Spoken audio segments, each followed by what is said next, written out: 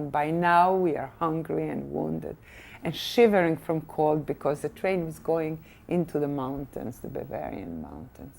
We were heading for Austria. This is Saturday noon. All night the train goes, many people died during this night. We continued all day Sunday.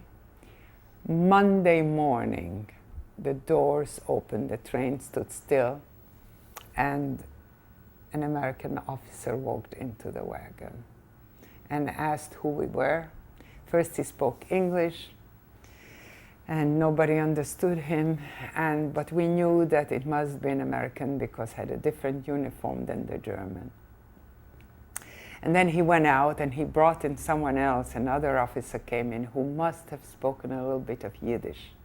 So he must have been a Jewish officer and he spoke Yiddish to us, and we barely understood him, but we understood that he's telling us that he's an American and they are our liberators and now we are free. And he asked us, are you men or women? And we said, we are women. And where do you come from? And we said, we're prisoners from Dachau. And then they opened the train doors and they said, those who cannot walk, we're going to carry them out. There were many dead bodies and many badly injured. My brother was carried out, he was still alive. And my mother and I, we crawled out of there. And it was a town called Seeshaupt. It was a small resort place on a beautiful lake in Bavaria.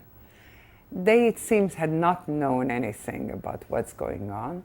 And one middle-aged woman came over to me and said, oh my, did you have to work also? And I said, yes, we had to work also. Oh, that must have been very difficult for you to work for older people. Must have been very difficult. I said, what do you mean for older people? She says, well, at your age must have been hard not to eat and also work. And I said, why, how old do you think I am? And she said, 60, 62, 61.